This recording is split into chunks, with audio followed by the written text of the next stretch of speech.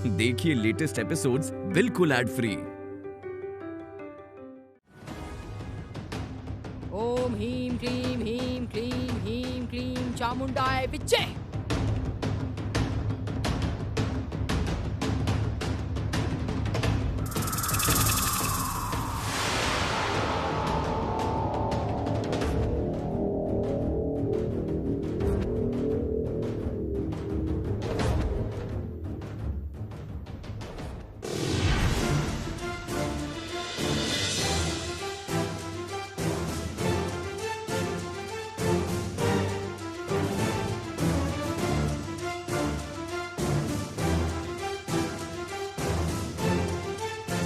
ये क्या?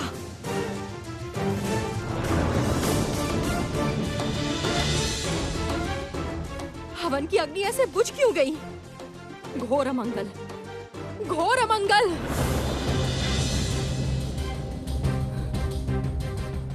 राजभवन में सर्वनाश होने वाला है, महाप्रलय आने वाला है, सर्वनाश होगा, सब कुछ तहस तहस हो जाएगा। योगिनी माता,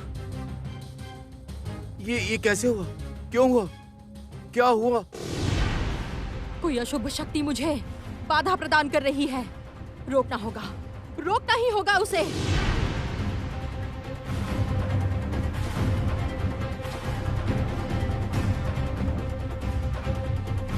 पुरंदर, पुरंदर, आदेश दीजिए महाराज। पुरंदर, अच्छे से जाकर देखो राजमहल में कहाँ क्या हो रहा है। जाओ, ढूंढ निकालो। जो आज्ञा महाराज। नहीं महाराज, किसी और से ये कार्य नहीं होगा। कौन सी शुभ शक्ति है, कौन सी अशुभ, वो समझने का सामर्थ्य सब में नहीं। मुझे ही इसे ढूंढना होगा। मैं इस राजभवन के हर एक कक्ष को देखना चाहती हूँ।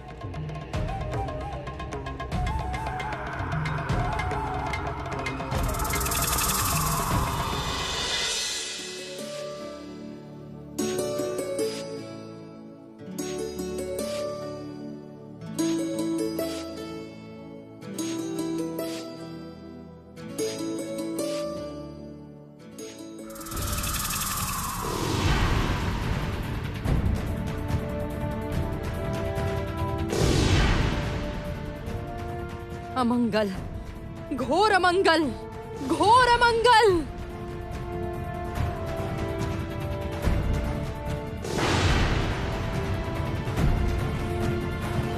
अमंगल, घोर अमंगल, घोर अमंगल। ओम ह्रीं क्लीं चामुंडाय विच्चे, ओम ह्रीं क्लीं चामुंडाय विच्चे। अमंगल, घोर अमंगल, घोर अमंगल।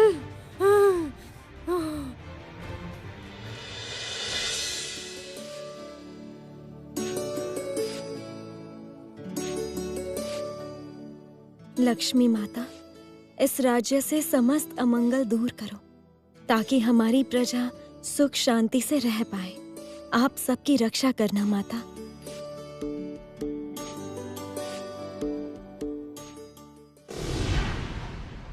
बड़ी राजकुमारी, छोटी राजकुमारी, योगिनी माता यहीं आ रही हैं। सावधान। ये क्या? यहाँ पर? यहाँ क्यों आ रही हैं?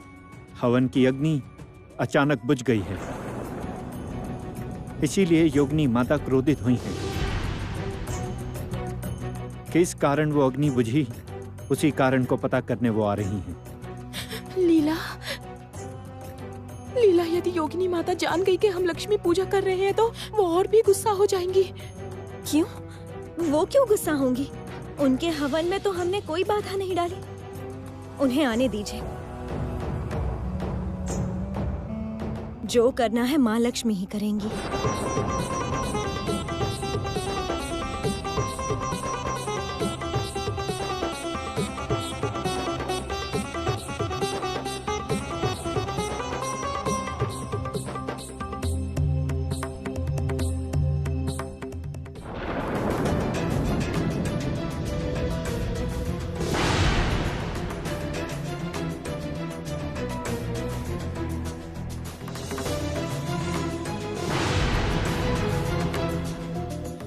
महाराज, हाँ?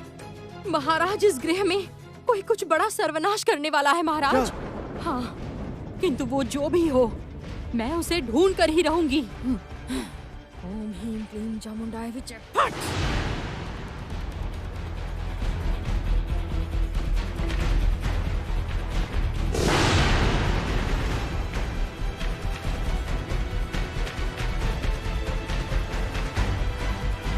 इस कक्ष में कौन रहता है? इस कक्ष में मेरी दोनों राजकन्याएं रहती हैं माता। आइए।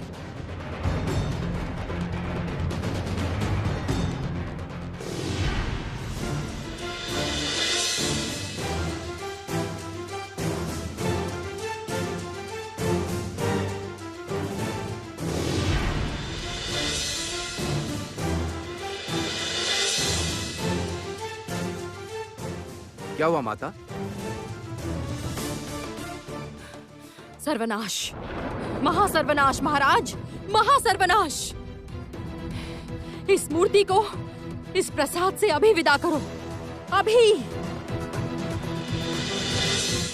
सारे अमंगल का कारण ये मूर्ति है। जो आज्ञा माता।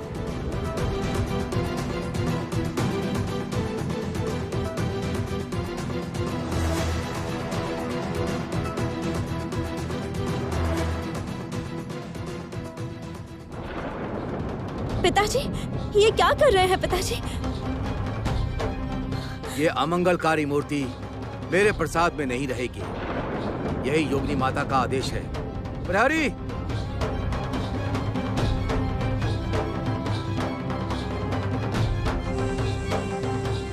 जाओ, ये मूर्ति ले जाकर मेरे राज्य की सीमा के बाहर फेंक कर आओ। कृपया ऐसा कार्य मत कीजिए। लक्ष्मी की मूर्ति को राज्य से बाहर मत निकालिए। महाराज, एक बार और सोच लीजिए महाराज। सोचने की आवश्यकता नहीं है पुरंदर। योगिनी माता इस गृह में जिस देवी की स्थापना करेंगी, वही होंगी इस राज्य की पूजित देवी। इस राज्य में अन्य देवी की पूजा वर्जित होगी। प्रहरीगण, ले जाओ ये मूर्ति।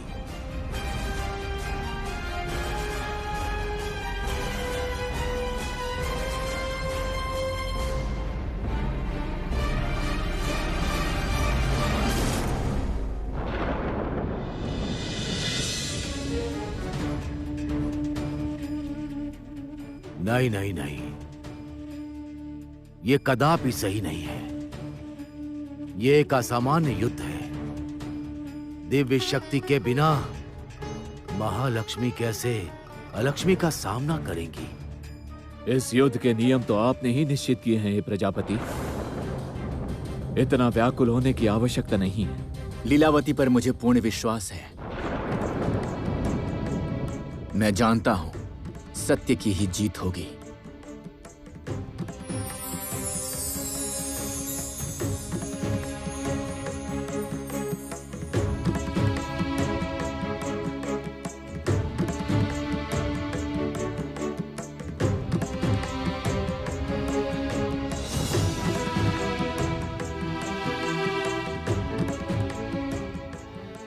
हे त्रिदेव, देवी अलक्ष्मी तो सरलता से ही जीत रही है। आप लोग कुछ कीजिए त्रिदेव। क्या करेंगे देवराज? हमारे पास तो और कोई उपाय नहीं। देवी अलक्ष्मी ने अपनी दिव्य शक्तियों का पूर्ण रूप में प्रयोग किया है। अस्तित्व को वशीभूत किया है उन्होंने। अलक्ष्मी तो अपनी पूर्ण शक्ति का प्रयोग करेगी,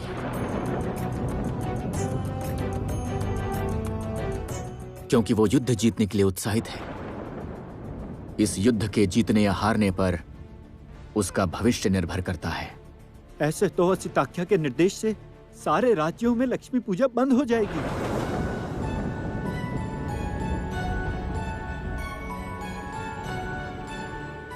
अभी से इतने विचलित मत हो जाइए देवगण।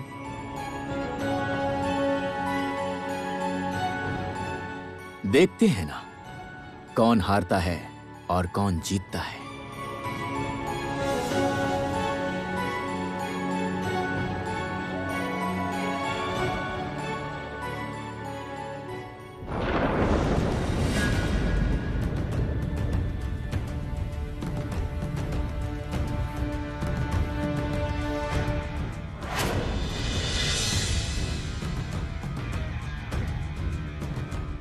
राजा असितख्य,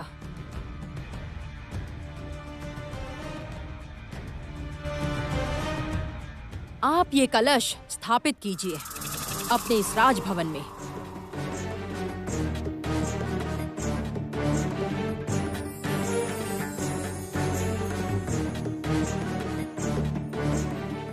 अपने अधीन के समस्त राजाओं को समाचार भेजिए ताकि वो भी यहाँ आकर अनुरूप कलश ले जाकर अपने अपने गृह देवी की मूर्ति की जगह पर इसे स्थापित करें। जो आज्ञा योगिनी माता।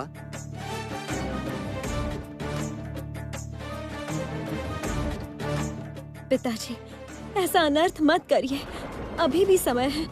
राज्य की दुर्अवस्था दूर करने हेतु देवी महालक्ष्मी को स्थापित कीजिए।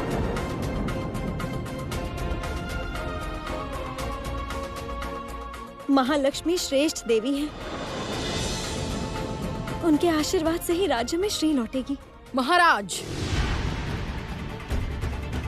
आपकी कन्या योगिनी माता पर विश्वास नहीं कर रही, आपके सामने मुझे अपमानित कर रही है। अपनी कन्या को संभालिए, अन्यथा मैं अपना क्रोध नहीं संभाल पाऊंगी। लीलावती, तुम्हारा साहस कम नहीं है। तुम मेरे कार्य में त्रुटि निकालती हो। जाओ यहाँ से।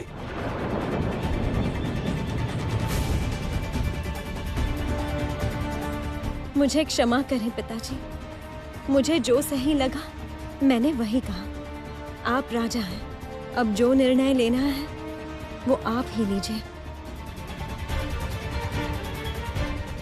लीलावती, लीला, लीला। जाओ पुरंदर, प्रत्येक राज्य में दूत भेजो ताकि वो योगिनी माता का प्रचार करे। समस्त राजा यहाँ आकर ये पुण्य कलश लेकर जाएं। जो आज्ञा महाराज। मैं आपसे प्रसन्न हुई हूँ राजन। मुझे और कुछ दिन समय दीजिए, उसके बाद मैं आपको पृथ्वी के सबसे शक्तिशाली राजा में परिवर्तित कर दूंगी। ये कलश देवी अलक्ष्मी का है। देवी अलक्ष्मी के चाहने से आपको सब कुछ मिलेगा। जय देवी अलक्ष्मी की जय। जय देवी अलक्ष्मी की जय। जय देवी अलक्ष्मी की जय।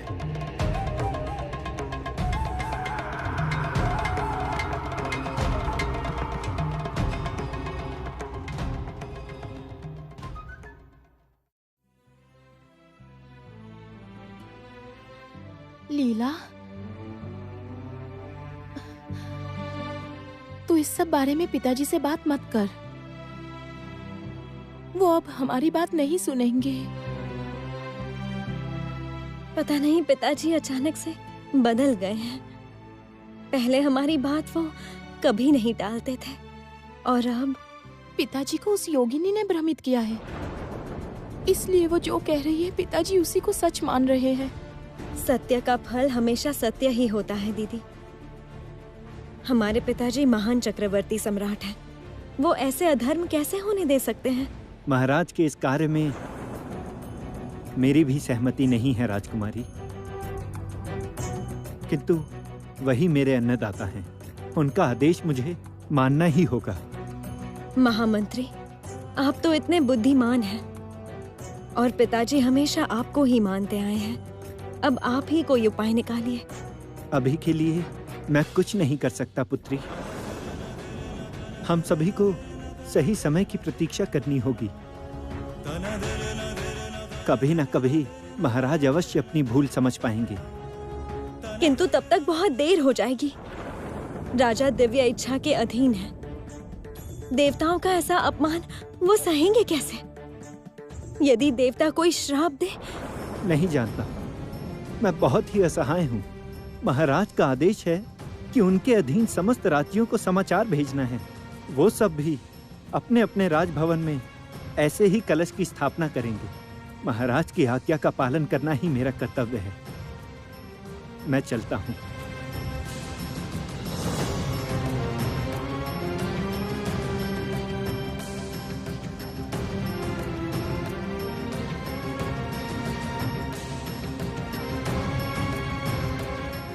किंतु मैं इतनी सरलता से हार नहीं मानूंगी दीदी।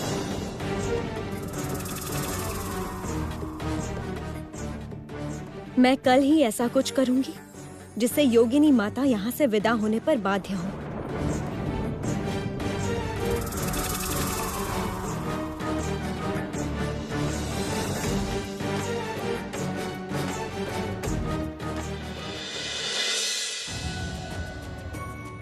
जानती है लीलावती, आज बहुत दिनों के बाद मेरा मन बहुत प्रसन्न हुआ है और कल तक बहुत अस्थिर था। वही तो स्वाभाविक है पिताजी। प्रजा की ऐसी दुर्अवस्था देख कौन से राजा स्थिर रह सकते हैं। योगिनी माता के आशीर्वाद से पुनः सब कुछ सामान्य हो चुका है। बहुत अच्छा लग रहा है। मुझे अब कोई चिंता नहीं है। लीलावती, कल तुझे बहुत डांट दिया था ना मैंने। जानता हूं तुझे कष्ट हुआ होगा। बुरा मत मानना पुत्री, रुष्ट भी मत होना। नहीं पिताजी, आप हमारे पालक हैं और आप मुझे डांट सकते हैं। मैंने बिल्कुल बुरा नहीं माना। असल में जो कहा है भले के लिए ही कहा है। राज्य के लिए, इस राज्य की प्रजा के लिए योगिनी माता ने जो जो कहा है सब किया है। योगिनी माता के आने से हमारे सारे अमंगल दूर हो चुके।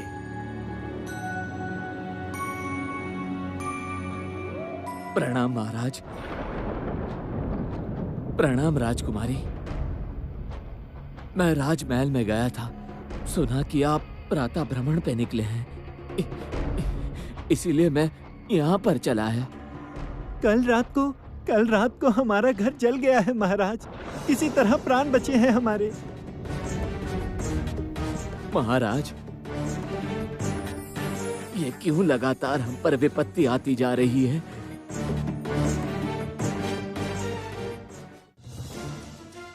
कल रात को हमारे खेत की समस्त फसल जलकर राख हो चुकी है और कल रात को हमारा घर बार सब जलकर राख हो चुका है महाराज। सब जलकर राख हो चुका है।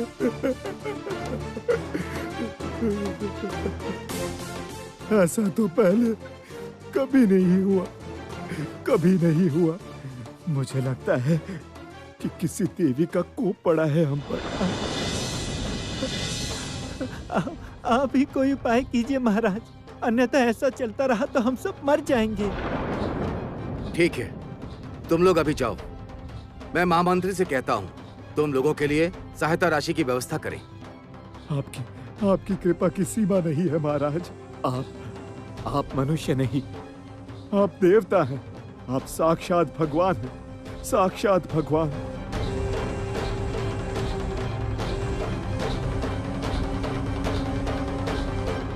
लगता है इस दुर्भाग्य ने अभी हमारा पीछा नहीं छोड़ा है। योगिनी माता ने कहा था कि उस कलश को स्थापित करने से सारे अमंगल दूर हो जाएंगे। उस योगिनी माता के आने से इस राज्य से कोई अमंगल दूर नहीं हुआ, बल्कि उस योगिनी माता ने जब से इस राज्य में पैर रखा है तब से एक के बाद एक संकट ही उत्पन्न हो रहे हैं।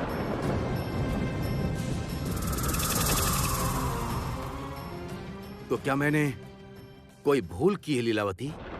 अभी भी समय है पिताजी, अभी भी सब कुछ नष्ट नहीं हुआ है। उस योगिनी माता का कलश हटाकर गृह में माँ लक्ष्मी की स्थापना कीजिए। वे जगत जननी है, उनके आशीर्वाद की हमें बहुत आवश्यकता है। केवल माँ लक्ष्मी ही प्रजा की सारी दुर्दशा दूर कर सकती हैं। उस योगिनी माँ को विदा करके माँ लक्ष्मी की स्थापना कीजिए पिताजी। राज्य में श्री वापस लाइए। लीलावती की इतनी लीला, वो मुझे दूर करना चाहती है।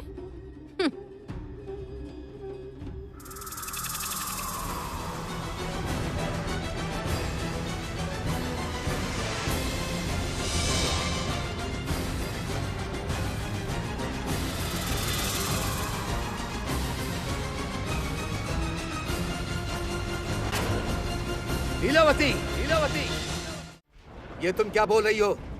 तुम योगिनी माता को विदा करने के लिए बोल रही हो?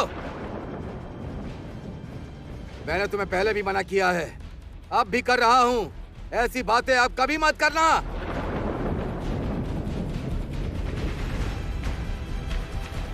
योगिनी माता पर मेरी संपूर्ण आस्था है एवं रहेगी भी। चलो, बहुत भ्रम हुआ, अब चलते हैं, आओ।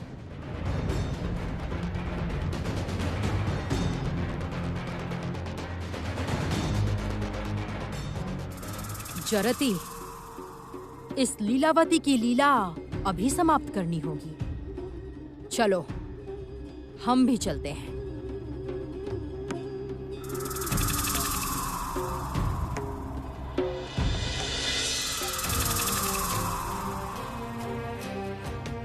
क्या करेंगी देवी? लीलावती की लीला समाप्त कैसे करेंगी? उसे यहाँ से निकालना ही होगा, अन्यथा वो मेरा सर्वनाश कर देगी। वो किसी भी समय राजा असितक्ष को प्रभावित कर सकती है।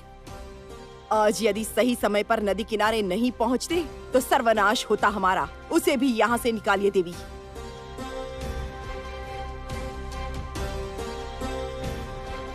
निकालूंगी, किंतु कैसे जरती? कैसे लीलावती को यहाँ से दूर करूं? विवाह करा दीजिए देवी। आप लीलावती का विवाह करा दीजिए, इससे आप हर तरफ से निश्चिंत रहेंगी और विवाह के बाद वो यहाँ से दूर चली जाएगी। विपत्ति विदा होगी और लक्ष्मी के साथ नारायण का चिर वियोग भी होगा। किसी अन्य पुरुष के साथ मानव रूपी महालक्ष्मी का विवाह क्या सह पाएंगे नारायण? जरती, धामसा बजाओ। मैं ध्यान मग्न होती हूँ।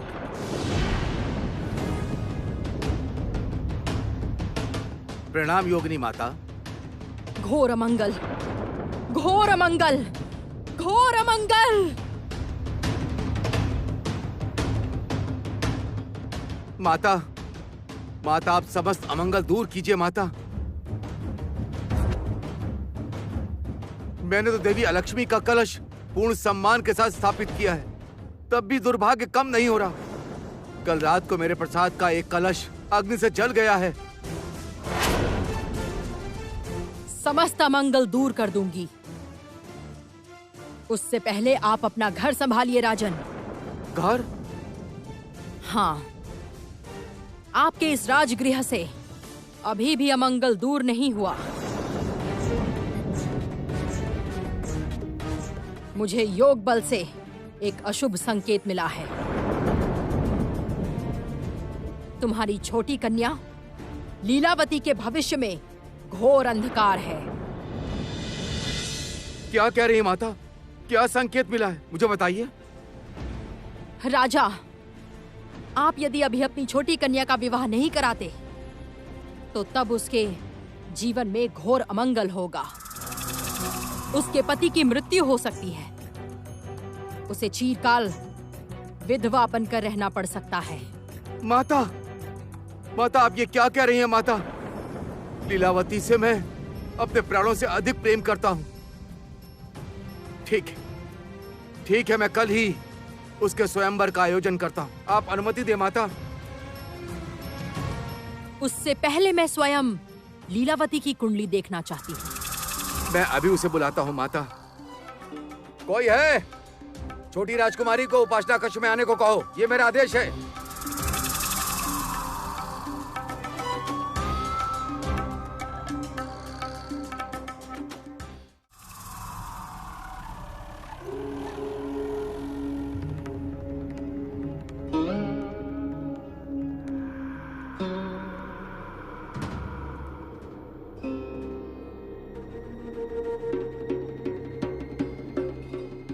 क्या देखा माता?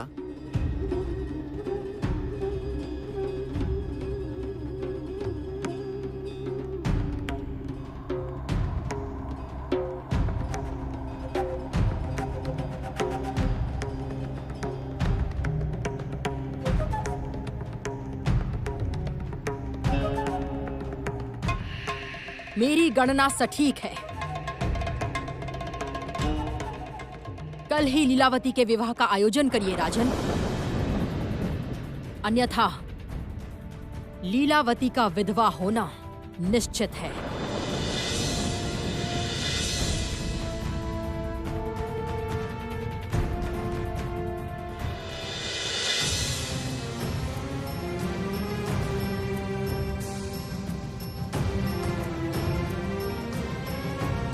देवी अलक्ष्मी मूर्ख हो गई हैं क्या? अपनी इच्छा से वो लीलावती का विवाह कराना चाहती हैं।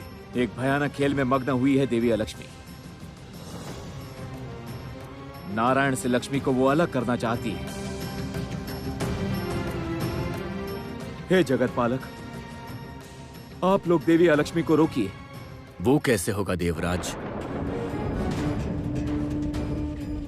अलक्ष्मी अपना कार्य कर रही है, मैं उसे कैसे रोक सकता हूं? हे देवगुरु, आप गणना करके देखिए कि क्या घटने जा रहा है लीलावती के जीवन में। मुझे बहुत चिंता हो रही है।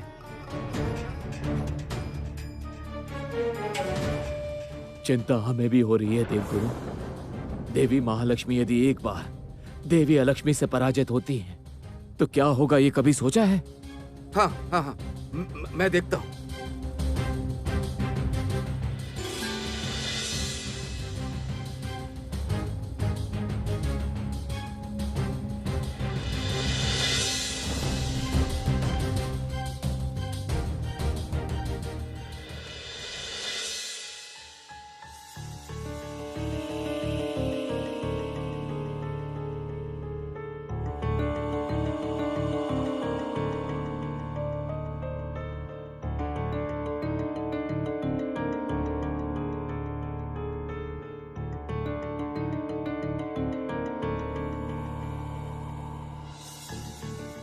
मैं जानता हूं देवी, तुम कभी भी मुझसे दूर नहीं हो सकती हो।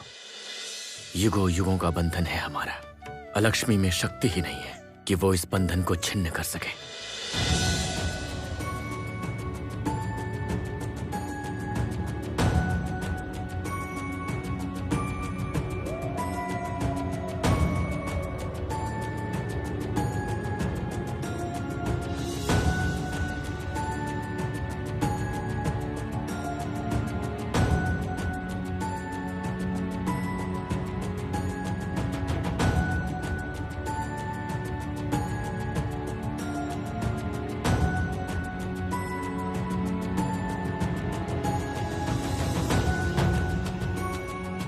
क्या हुआ है देवगुरु?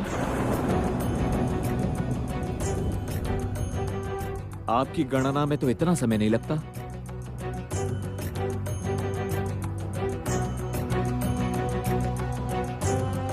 गणना में दिख रहा है लीलावती का राज्य से निर्वासन।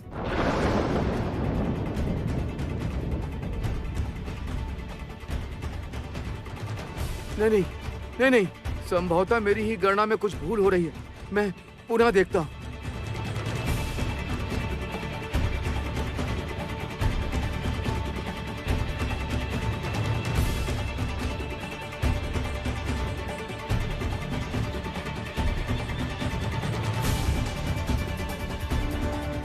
लीलावती के निर्वासित होने से राज्य में लक्ष्मी पूजा कैसे होगी?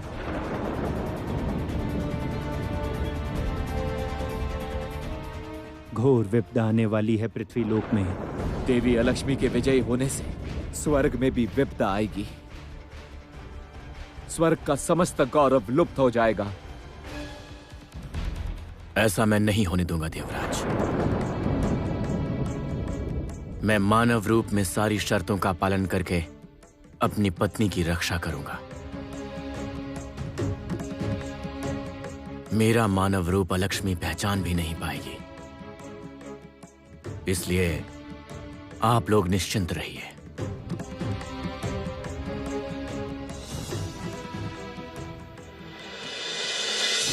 मैं कैसे भी निश्चिंत नहीं हो पा रही जरती। स्वयंवर सभा कैसे भी रोकनी ही होगी। किंतु विवाह होने से तो लीलावती दूसरे राज्य में चली जाएगी। आपको क्या असुविधा है? तुम नहीं समझ रही हो जरती। स्वयंवर सभा में लीलावती का विवाह कराया तो वो किसी धनवान राजकुमार को ही पसंद करेगी। उसके बाद वो यहाँ बार बार आएगी। पिता के घर आना जाना रहेगा। और मैं चाहती हूँ लीलावती को राज्य से दूर करना, रास्ते की भिखारी बनाना। अर्थात आप कहना चाहती हैं कि कोई राजकुमार नहीं, एक गरीब ब्राह्मण के हाथों सौंपना चाहती है लीलावती को, है ना? ऐसा ही है जरती। ऐसा कुछ करना होगा जिससे लीलावती का विवाह किसी रास्ते के भिक्षुक से हो। किंतु क्या महाराज इसके लिए तैयार होंगे? वो अपनी कन्याओं से बहुत प्रेम करते हैं। ऐसा कुछ करना होगा जिससे ये प्रेम घृणा में परिवर्तित हो जाए। तो एक काम करिए, आप राजा के कान भरिए। कहीं आपने गणना से देखा है कि इस राज्य की दुर्दशा के लिए जो उत्तरदायी है वो इस राजप्रसाद नहीं है।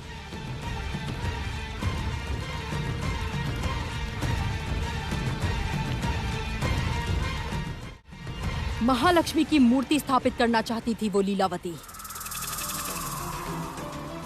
उसकी धारणा है कि केवल लक्ष्मी ही अमंगल दूर कर सकती है। इतनी आस्था है उसे लक्ष्मी पर। मैं उस आस्था को ही उसके विरुद्ध अस्त्र के रूप में प्रयोग करूंगी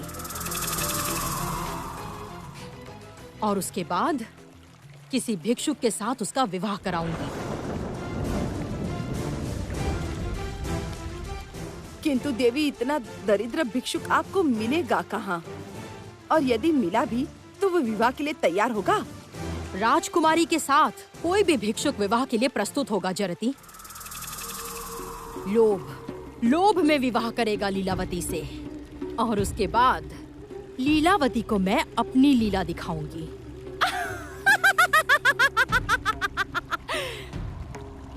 चलो जरती, राजप्रसाद में चलते हैं। हाँ देवी, चलिए।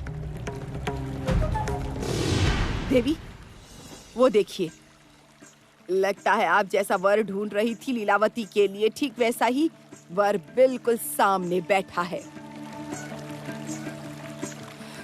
जाओ जरती, पता लगाओ ये कौन है।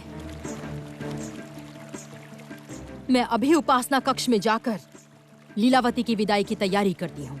जाओ।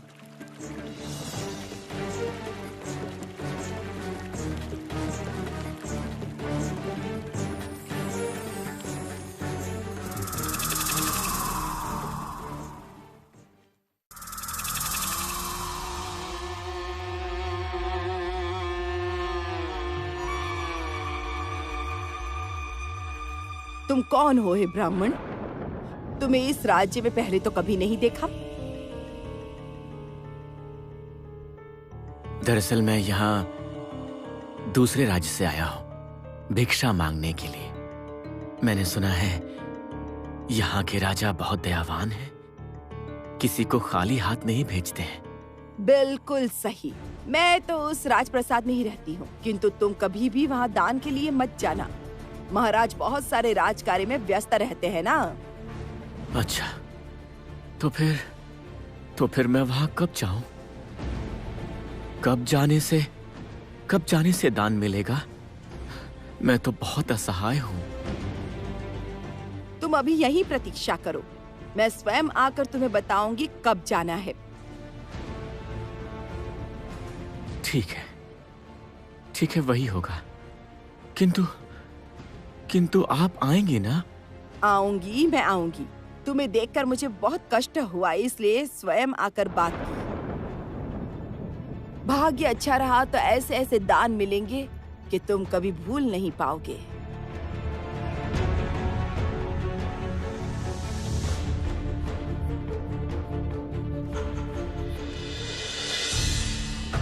राजा असितख्य, मैंने गणना से देखा कि इस राज्य की दुरावस्था के मूल में ऐसा कोई है जो नहीं मानती कि राजा ही उसके अन्नदाता है।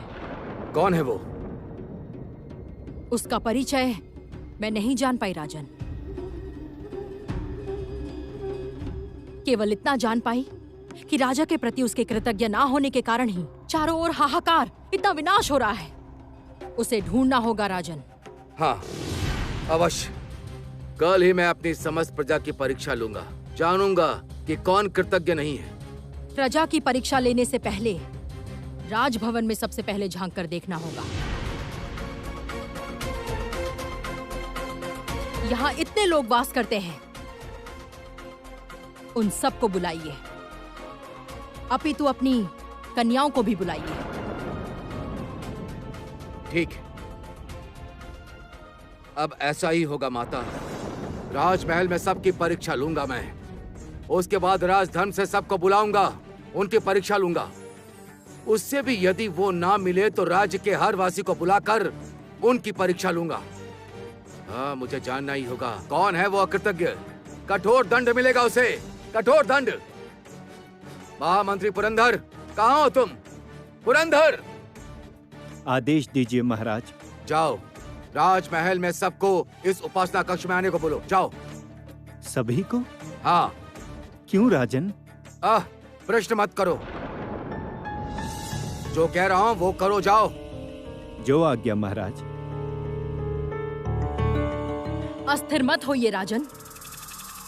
दुर्भाग्य का कारण जब पता चला है, तब दुर्भाग्य दूर करना अब केवल क्षणों की प्रतीक्षा है। और एक जान के लिए पूरे राज्य की प्रजा कष्ट में नहीं रह सकती, है ना? हाँ, सही कहा आपने। महाराज, सब लोग उपस्थित हैं।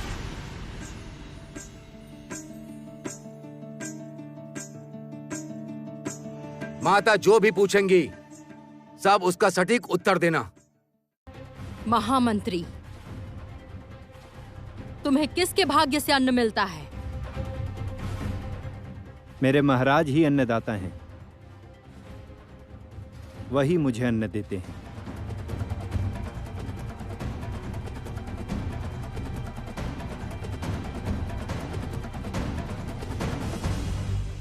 तुम किसके भाग्य से खाते हो? महाराज के भाग्य से माता।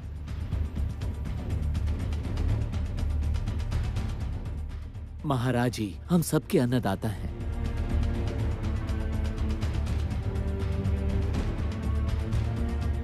और तुम? माता, महाराज ही हमारे भाग्य विधाता हैं।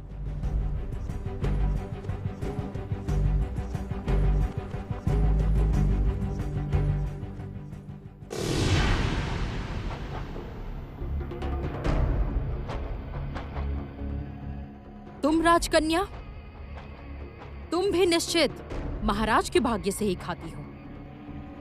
हाँ,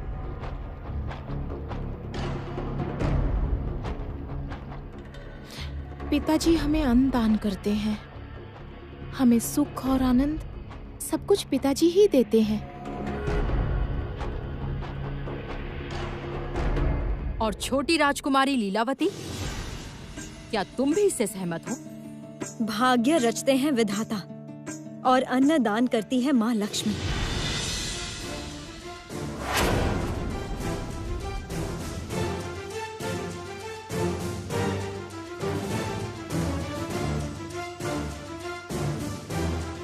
क्या कहा? पुनः कहो। सबका भाग्य रचते हैं विधाता। सब कुछ पूर्व निर्धारित रहता है और अपार करुणामयी माँ लक्ष्मी सबको अन्न देती है। सबकी बात छोड़ो, तुम अपनी बात करो सिर्फ। मैं भी तो सब में से एक हूँ पिताजी। लीलावती,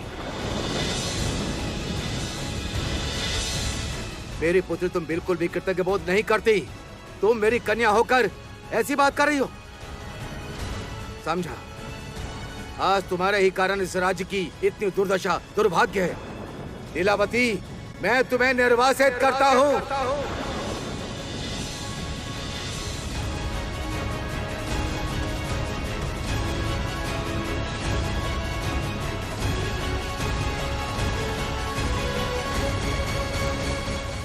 पिताजी ऐसा मत कीजिए।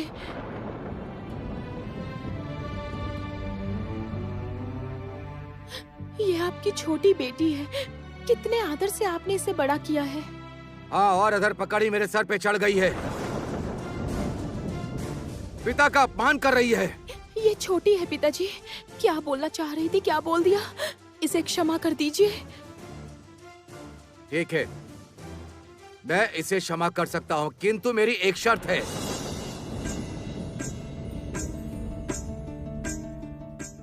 उसे अपने शब्द वापस लेने होंगे।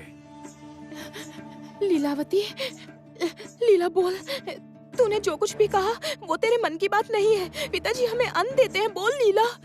जो सच है मैंने वही कहा। मैं झूठ नहीं बोल पाती दीदी। इतना साहस, इतना अहंकार। जिस राजगृह में तुम खा पी करके बड़ी हुई हो, उस राजा के ही विरुद्ध आचरण कर रही हो। मैं अब तक सांप को दूध पिला रहा था। क्षमा मांग लीला। पिताजी के पैर पकड़ के अभी क्षमा मांग, अन्यथा अनर्थ होगा। जो होना है हो, किंतु मैं सत्य के रास्ते से नहीं हटूंगी। आप मुझसे ऐसा अनुरोध मत कीजिए दीदी। महामंत्री, मैं राजकुमारी लीलावती को निर्वासित करना चाहता हूँ। कल सुबह ही इस राज्य से इसे निकाल दूंगा। ये मेरा आदेश है।